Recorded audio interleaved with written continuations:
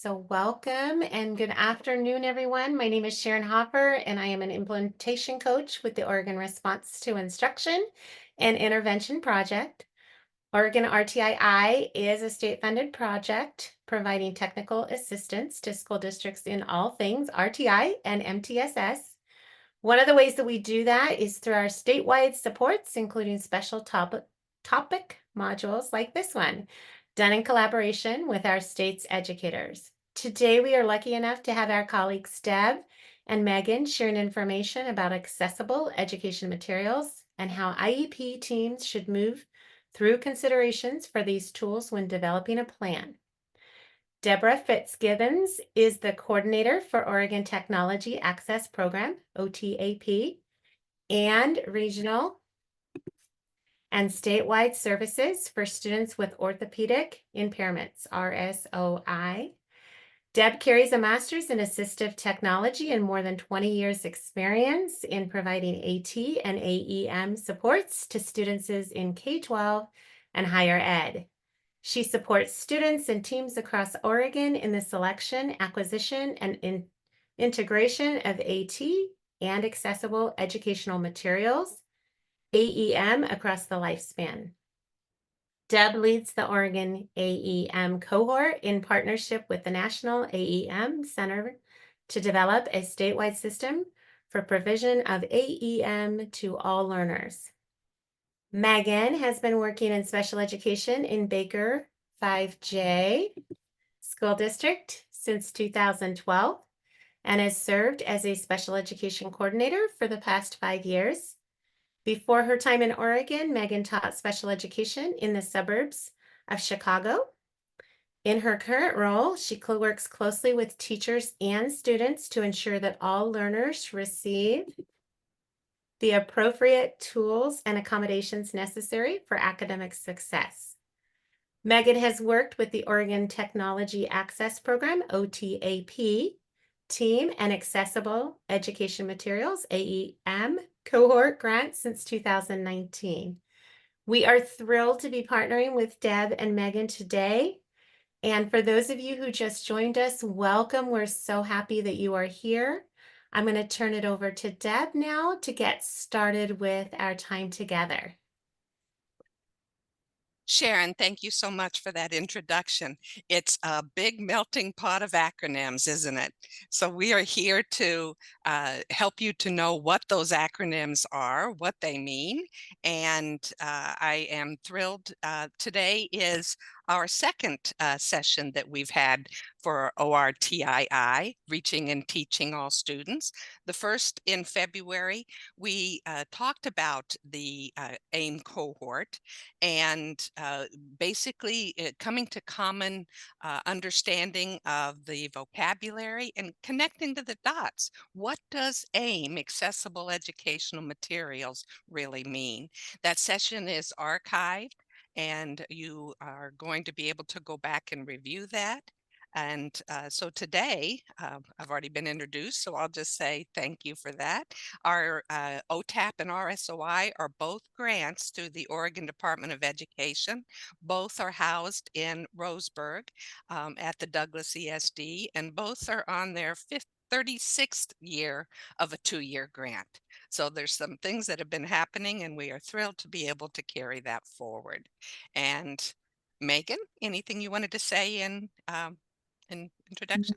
Nope, I appreciate the introduction, Sharon. And I guess the only thing I have to add is, yes, I'm a special education coordinator, but that really means I wear lots of different hats. And without an AT specialist in our district, that kind of falls on lots of us. And so that's been kind of the focus of this project. So, as I said, we've already talked a bit about what AIM is in our first session, but we're going to do a bit of a review. And our first objective is always to build relationship. And we are not one and done. We hope to hear from you as far as what next steps you might want, what other topics we might bring to you. But that's always our primary goal, is to collaborate and partner with you. So we're going to do just a bit of a review of the common vocabulary, and then we're going to move into identifying the ways that teams can make their decisions in meaningful ways so that everybody has access. Accessible educational materials is for everybody. So there are 4 main activities involved. First of all, determining the student's need, selecting the right format for the student who has that need. And once you've determined that, where am I going to go get it? How am I going to plan to acquire it? And what's going to be needed to help for implementation and integration for that teacher, for the team, and what are the services that are needed to support AIM in the classroom? So we begin with a review and a reminder of the message from ODE, and that is that inclusion, all kids with or without disabilities, and particularly those who have traditionally been oppressed or marginalized, as it says here. Equity, diversity, inclusion is the focus, and we are here to further the idea that if you don't have access, if you can't get to the building, of course, that's one thing, but if you can't get to the curriculum to be able to enjoy it and to participate, that's quite another. So what we're talking about is ways and to help kids to have access so they can be meaningful participants in their own learning. And so we'll begin with just a review of what accessible educational materials are. And this comes from the Federal Register definition through IDEA. It's accessible educational materials are all of the print and technology-based educational materials that includes printed and electronic textbooks and everything that's related to it. So it also includes teacher-made materials that need to be accessible that can be used by our students. This goes across all grade levels and through elementary, post-secondary, and we're working as part of our cohort, we're working with the early learning and also with the higher ed and workforce folks. So these are things that truly go across the lifespan. And the definition that we're using from the AIM Center, who we're in partnership with, accessibility means that a person with a disability can acquire the same information, take it in, use it, engage it, and enjoy the same services as a person without a disability. And here's the key, in an equally effective, equally integrated manner with substantially equivalent ease of use. You really can't expect somebody who's already got challenges in front of them to jump through extra hoops. It needs to be with equivalent ease of use. And so in highlighting our partnership, I'm going to turn it over to Megan to talk about one of the projects that we have been working on as a deliverable for our project.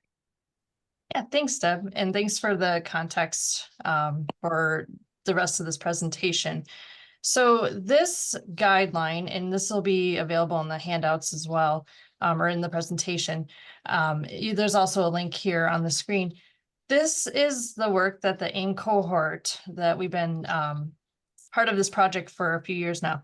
It's kind of our reproducible or handout that we've created. And really, this is a guiding document for IEP teams. Part of finding students eligible for special education, we have to consider if there are special factors, so assistive technology or accessible educational materials, if the student has a need for these. And being on IEP teams, sometimes that is difficult to navigate whether or not we know a student is needing those materials. So this guide is this document is a guide for teams to follow in order to walk us through that process. So this is one of our administrative rules, and this is telling IEP teams that we need to make sure we are considering if students are needing accessible educational materials. And we, as IEP teams and 504 teams, need to make sure that we are providing these materials to students in a timely manner. And then that OER is stemming from an IEA assurance. And so this is from the Office of Special Education Programming. And this is where our Oregon administrative role is coming from. And this is making sure that LEAs or our districts are providing materials to our students with disability in a timely manner. Now in Oregon, we define timely manner as the same time as their peers. So basically, districts are responsible for making sure that all of our students with disabilities have access to the materials when the other students in the class have access to them. And this is another legislation, again, from the LEA or from IDEA. And this is just making sure that our districts know that nothing is relieving them of this responsibility to make sure that our students with disabilities have access to the materials that they need. This past January, the Office of Special Education Programming, or OSEP, released this guidance, and they released an AT or an assistive technology guidance, as well as the National Ed Tech Plan. And this is laid out kind of nicely for parents and for districts and teams who have questions about assistive technology for their students who do have disabilities and who are protected under IDEA. It is laid out in the format of myths and facts surrounding AT, so it's a pretty easy read. And it has the same guidance that we already have in our IDEA, but it's a nice way for districts and parents to get the information they need about assistive technology and their rights for students with disabilities. And this is the same, this is the National Ed Tech Plan. So both of these links will be in the presentation and you'll have access to them. Okay, so I'm going to turn it back to Deb for some common myths about AT and AIM in the IEP. So first of all, we talked previously about districts whenever it comes time to select curriculum, easy for me to say, select curriculum, and tools, any software or programs that they're using. We are encouraging and helping folks to find ways to purchase the material up front in an accessible manner. And so from the standpoint of universal design, making sure that all kids, whether they require accommodations or alternative formats, that they have access to AIM, accessible educational materials. And today we're focused on those kids while UDL is being implemented and people are figuring all of that out. We know that there are kids who absolutely need it now, and it needs to be documented in their IEP. So today we're focusing on how to make sure those things are documented so our kids who we already know need it can be ensured that they get it. So yes, Megan, there are so many myths about documenting in the IEP. So we're going to talk about just a couple of those.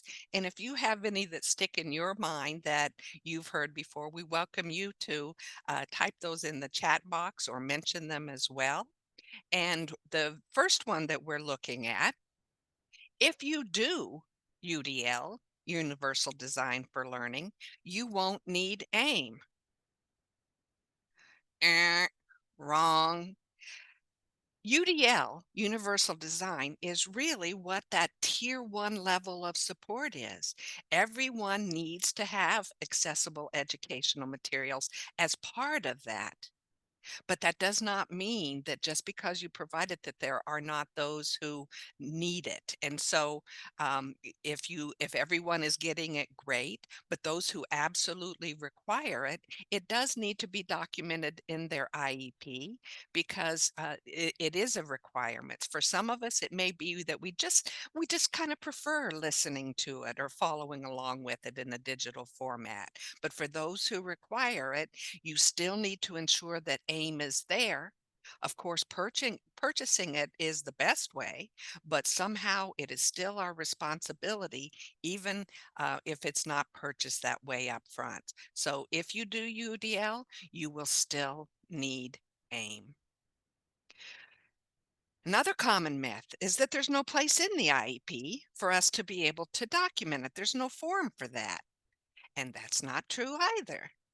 The spot in the IEP that you will that you will see, and it needs to be documented, is Factor G.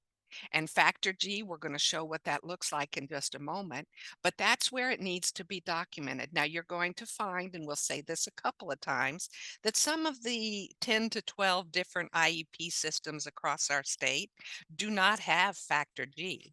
It's in the Oregon standards or in the sample IEP, but not all systems. Megan, would you carry this for just a moment while I quiet the barking dog? And I apologize, everybody. You bet.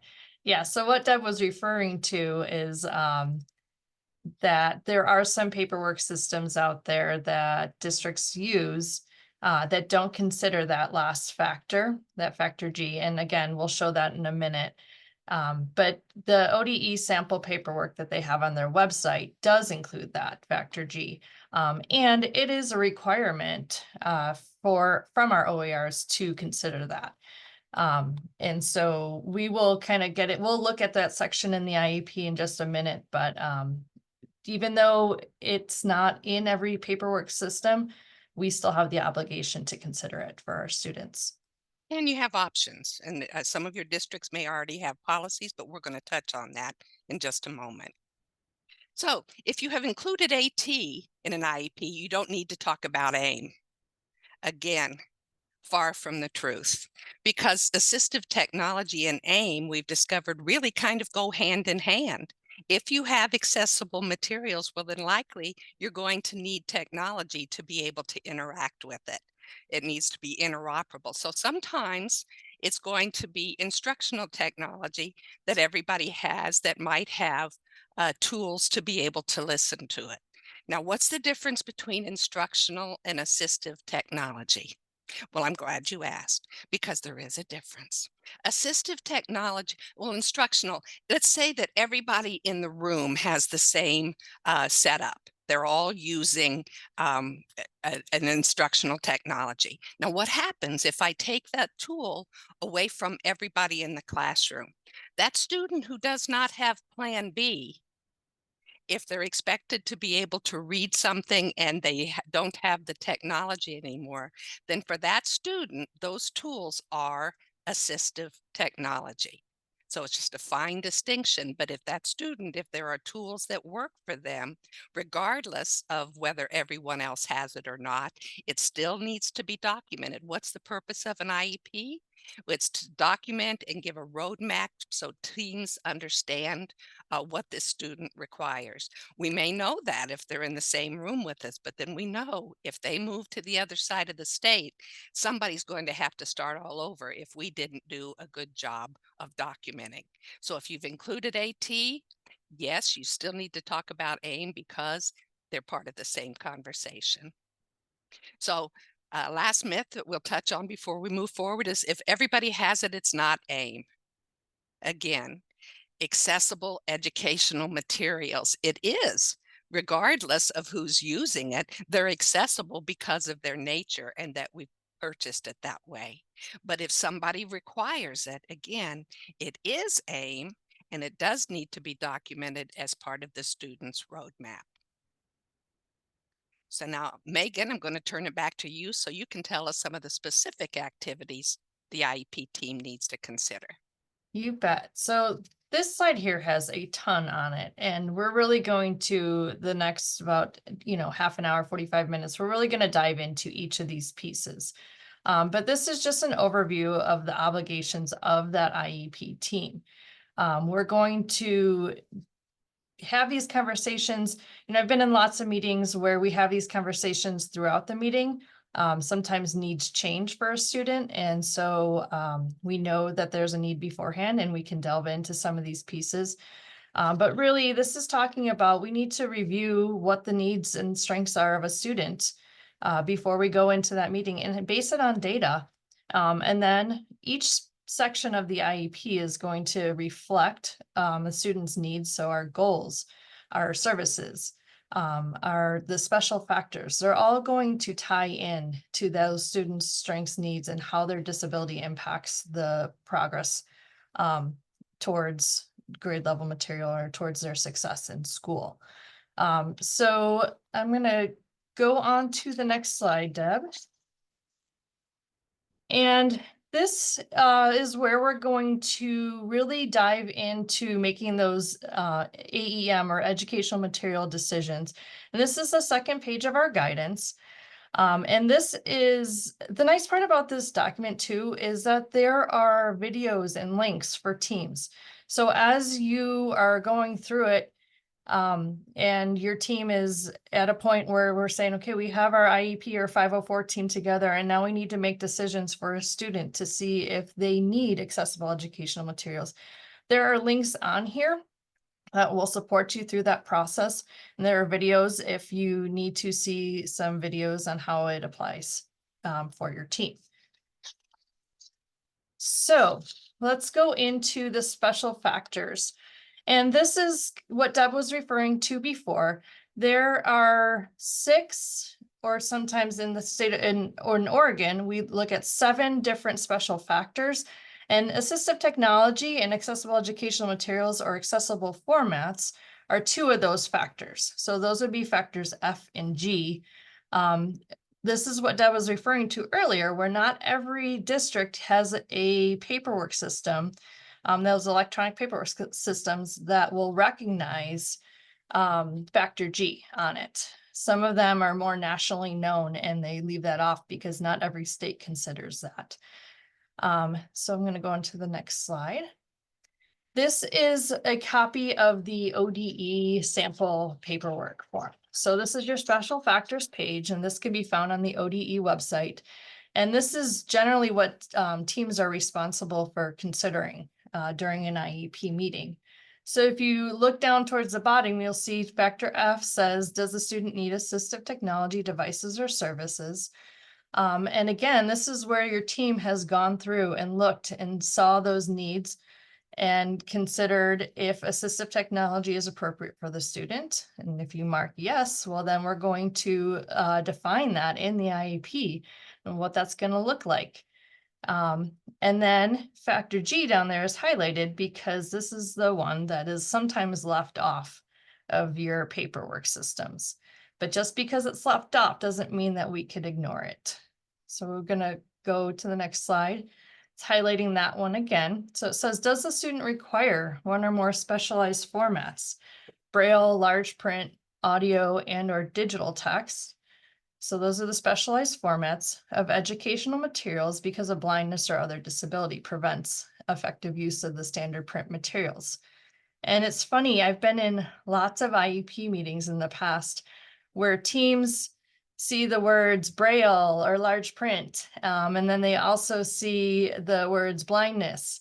And sometimes they ignore that other part of that statement where it's specialized formats. So it could be the form of audiobooks or digital text.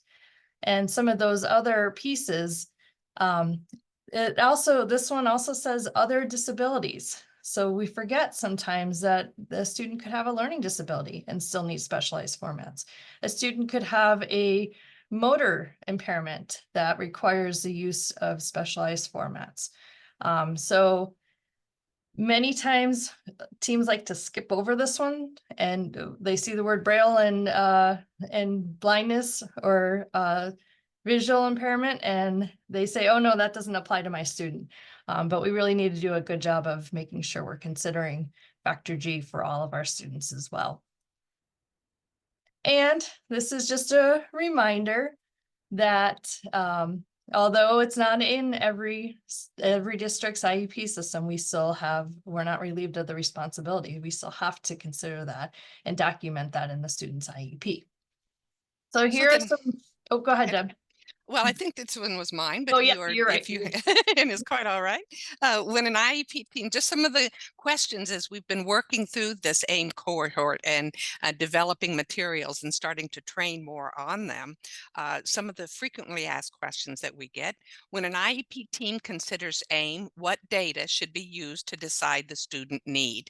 And so Megan has already touched on some of that. You're going to look at what are the expectations of the student in the classroom, and looking at their present level. Are they making adequate progress towards their IEP goals? And then looking at the relationship to their level of performance. Now let's consider and look at the data and make sure that we have data. First of all, because it could be that it's a wild guess to say, oh, we're going to put this in front of the student because they fit a general profile of the student who needs it. Well, that doesn't mean that it's going to work for everyone. And so we do need to make sure that it is working for this student before we document it. And one of the things that we always recommend in the world of assistive technology and also in AIM is let's do a trial period. If you're looking at the options and you've determined that this student, you want to do a trial period to see, does it make a difference? Well, you're going to look at what is it that you hope to see at the end of a trial period? Is the student going to get faster with something? Is it going to increase their comprehension?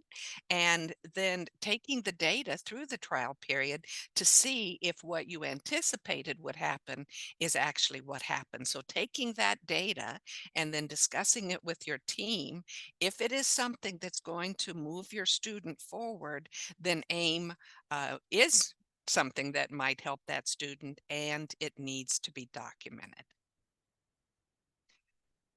So when we look at the documentation, there is guidance that might come from the state and some of the places that you could document. There is something that is hinted at, or some of the areas that you could do it, but it is not specified by IDEA there's a specific place that needs to happen. As often happens, it comes down to the district in your own policies. These ideas can be documented in just about every section of the IEP if it's relevant.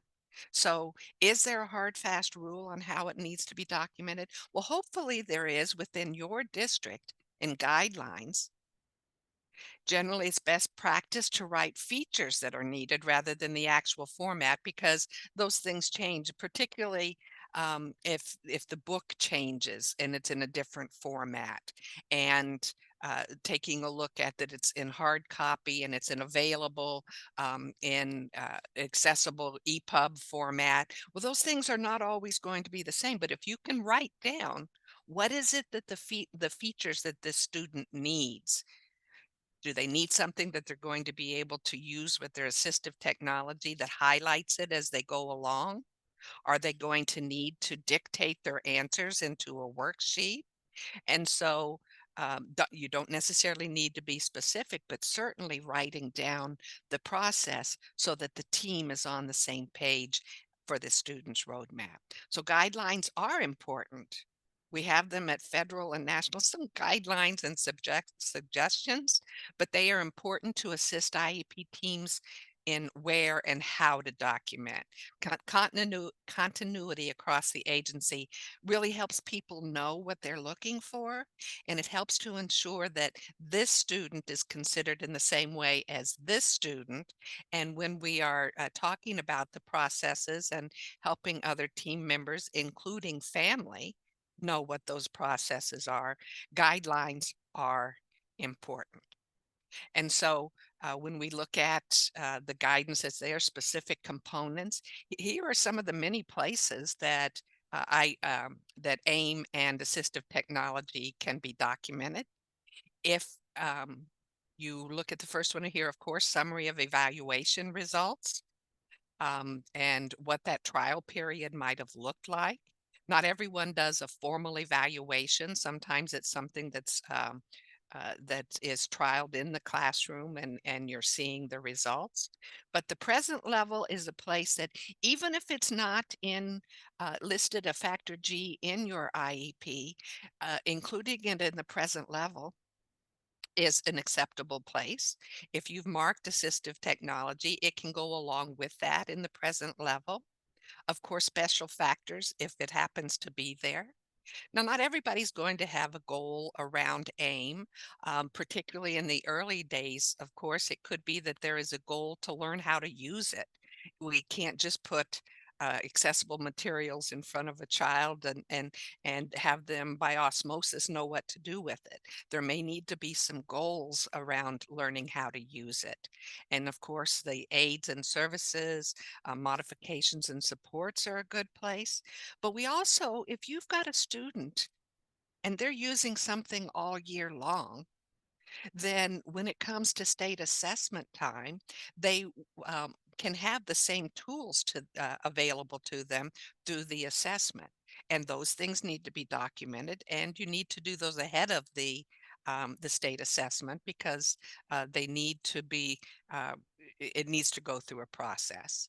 And then the last one on here, the post-secondary goals, all through the processes of learning what I'm doing, being able to advocate for that. This needs to be carried over through those post-secondary goals and transitions, because if they need it here, they're most certainly going to need it in post-secondary. Now, some students we've talked about, some students really don't want to use it. Maybe they don't want to look different. This is another reason, by making sure that everybody has access to these tools, that they may not stand out. They're just going to be part of the classroom who has made a choice that you can put on the headphones and listen, and over here just reading quietly on your own. But giving students choices and allowing the freedom for all students, we hope is going to take away some of those stigmas for use. And so making sure that students know what they need and being able to transition with that is part of the plan. So where does it need to be written? It can be written in any and all of these places. Megan, how about the next FAQ? Right. And so Deb kind of alluded to this next FAQ, where how do we consider if we need those assistive or educational materials in the classroom? So Deb, you had said that sometimes formal evaluation is not necessary, and that's very true. So sometimes we can trial things in the classroom, and if they're working for a student, great, let's document those. In the document that we produced with the AIM cohort, there are some links for tools to determine if a student does need assistive educational or assistive technology or accessible formats. So there are guidelines to help teams if you do want to do more of a formal evaluation.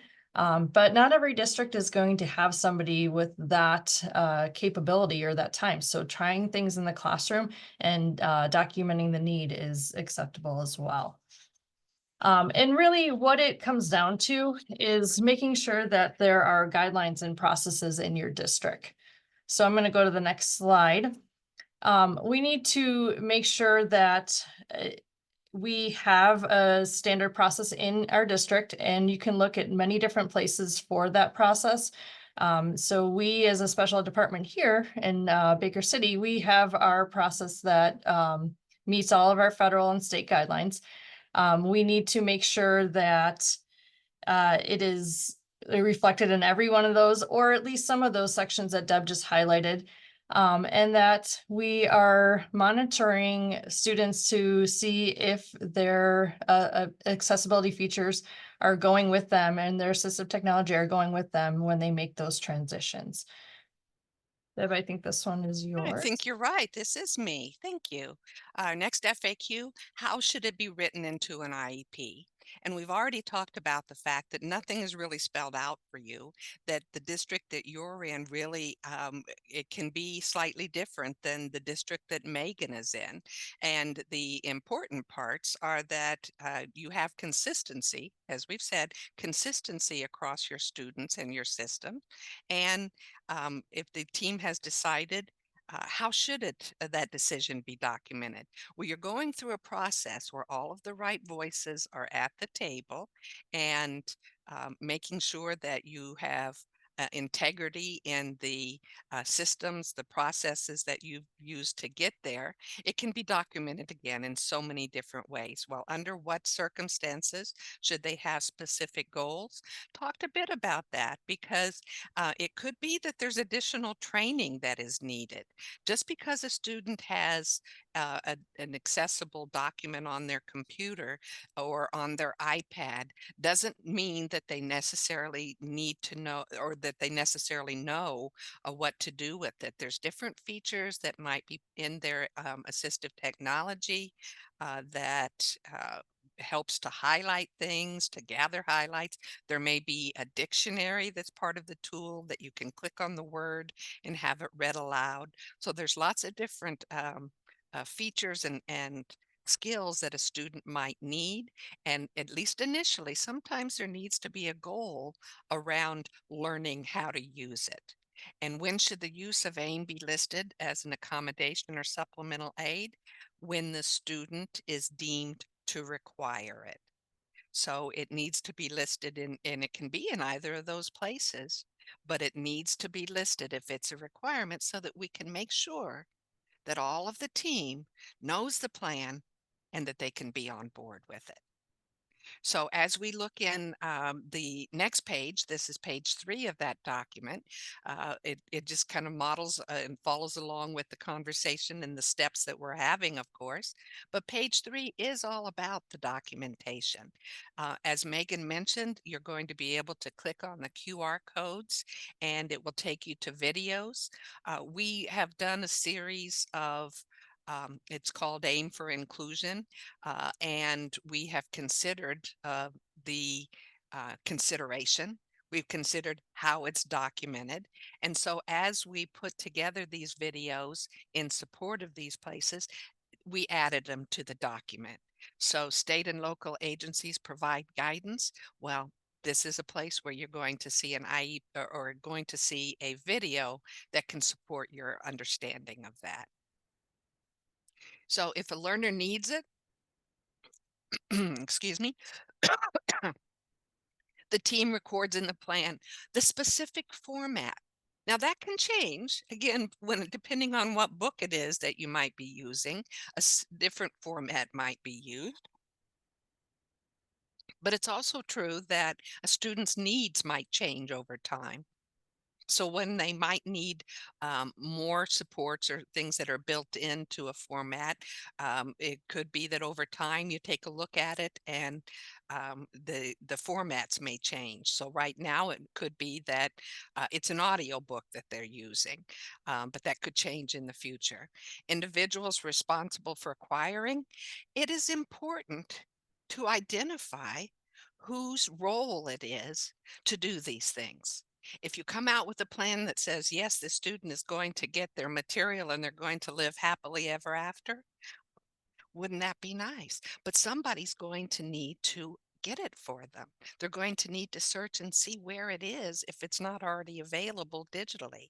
So just making, and one point I want to make is that digital does not always mean accessible. Sometimes you're going to get a document that is only an image and has not been through the process to be able to read it. So digital doesn't always mean accessible. Just wanted to throw that out there. And so the record needs to say what is needed to go along with the learning for this student. What is the instruction that they will need?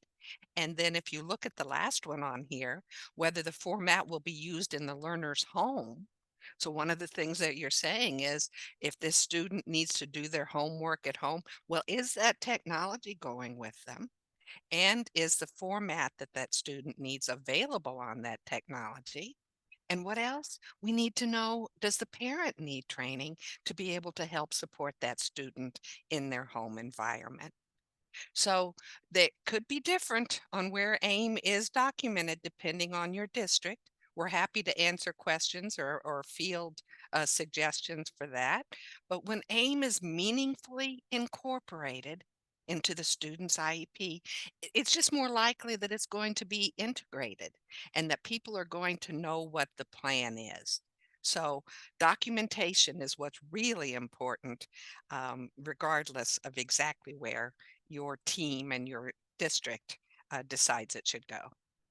So Megan, would you take us through a sample student and some of the Yes. considerations? Absolutely. I get the fun job of talking about Maya and walking through her IEP. And like Deb was talking about, we're going to highlight all the places that it could show up.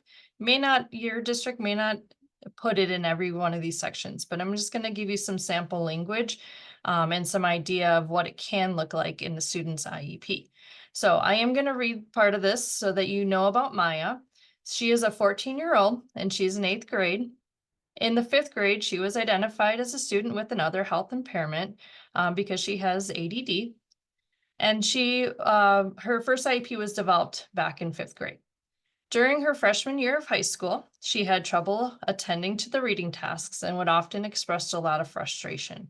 She was able to pay better attention when someone was reading the text aloud to her as she followed along. So this team, Maya's team, did use a tool called the AEM Navigator. And there's a link here. There's also a link on that handout that we were showing you guys. So you could always use that as a tool. The team could have also just trialed out some accessible formats to find out what works for her. But they used a tool and determined that audio voice had to be a recorded human voice that was working best for Maya. So we're going to walk through all the places that you could potentially put this in Maya's IEP. So as we go through this sample and as we walk through the pages, just think about where you may have included it for her.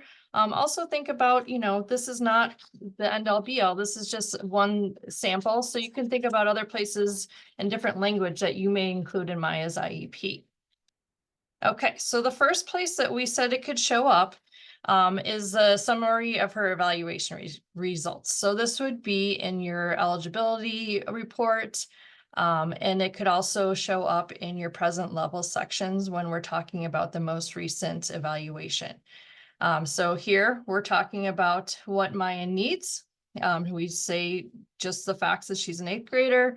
She has OHI, she has ADD, and that the tools that we are using is the audio text. So here's one section of the IEP that it could show up. We did specify that it had to be a human voice, because sometimes we could have a computer generated voice available to students. I have to say they are getting better and they are getting harder and harder to tell if it's a human or a recorded audio, but some students are still able to tell the difference between that digital voice and the human read aloud. So there's one place that it could show up in our IEP. It could show up in the present levels, or in Oregon, it's kind of the PLAF, or some districts call it. But this is where we're talking about the strengths and needs of a student and where they are currently functioning. So this is a place that I often encourage teams to write that down.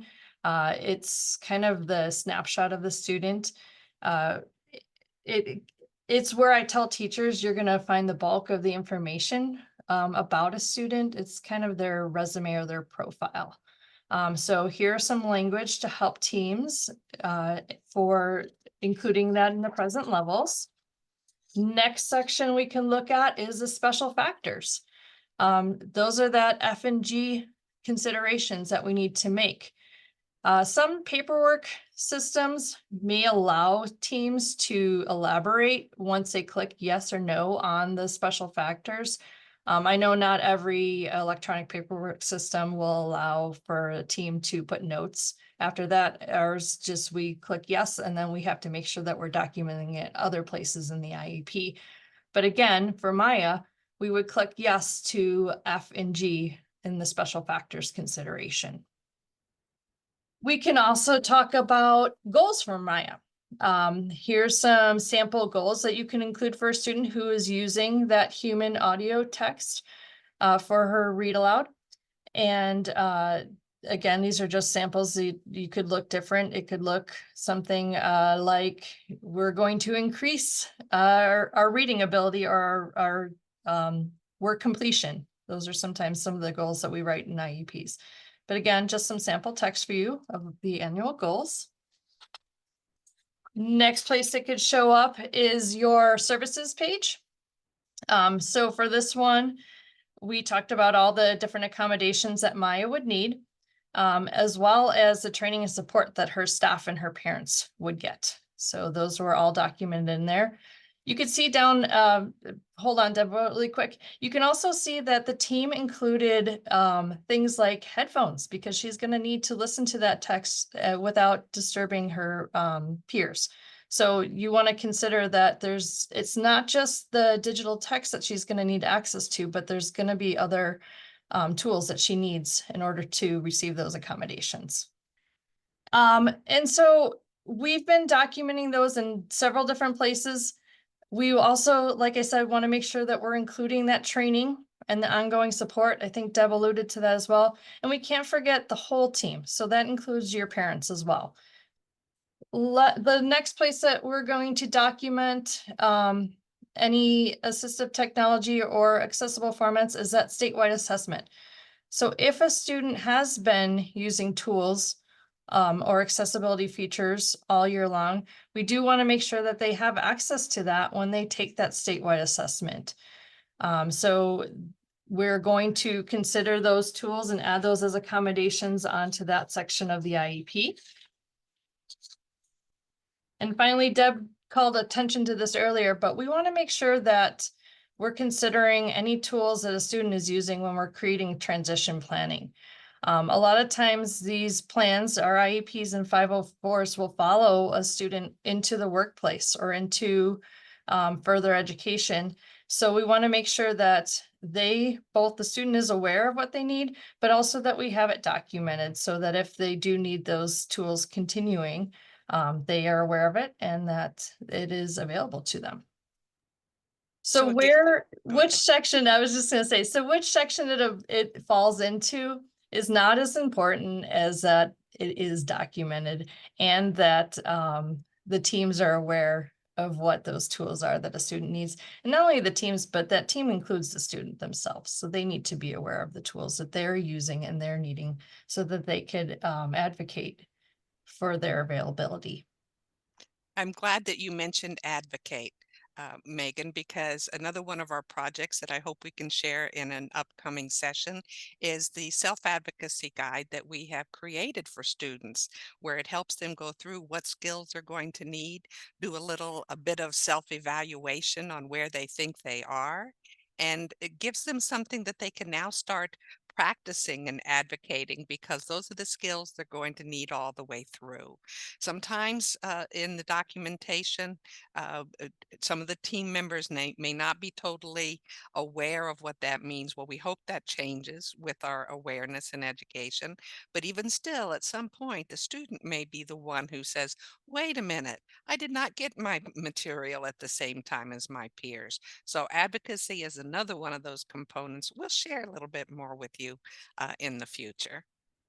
And so, Deb, we did include in our slides another case study. So if your team would like to kind of delve into it, there is another case study on here. There's information about Gibran. And you guys could decide on your own with your team and work through Gibran and where you would include his accommodations and information into the IEP. Like we said, there's not a right or wrong, but we do want to make sure that it's documented adequately so that the student does get what they need. So we've talked about these things that are required. They are not optional. We do need to consider these things for our students, and we do need to document them. So we know that this is happening in a lot of places.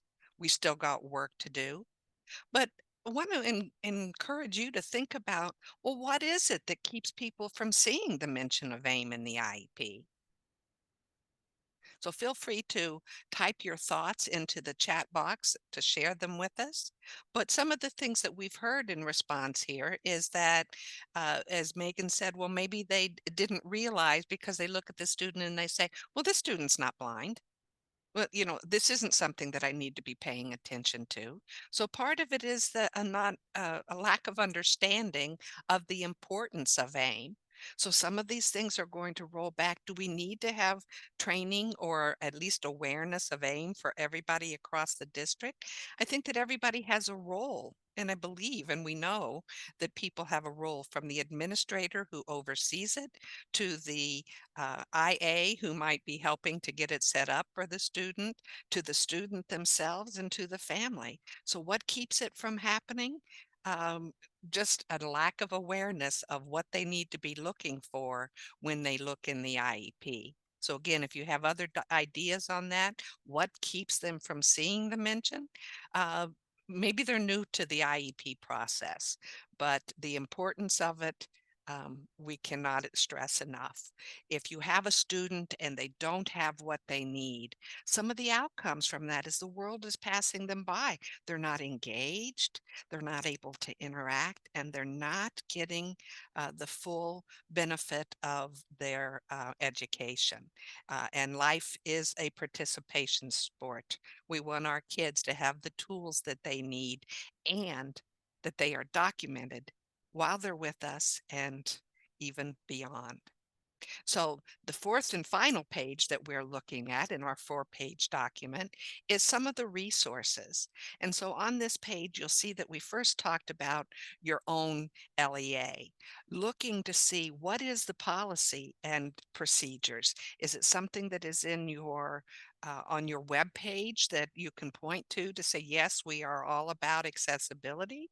If you're not seeing those clues and those breadcrumbs to the guidance, then having a conversation with administrators and looking at what is our policy. We know that we need guidelines, but the first place you should go is to see what's already happening. You'll also see that some of the resources here across Oregon, you'll see that the ODE website, and there's a link here, that they have guidance. And there's also legislation or regulations, new regulations about the criteria for selection of materials. And some of those things are going to be vetted by the state. So whenever your district is purchasing, they can look at that checklist and it can be helpful for them because a lot of that has been laid out at the state level. You'll see OTAP, Oregon Technology Access Program. Hey, that's us. And so if you need help with, we have a short-term loan program for some different tools and technologies, but we're on here.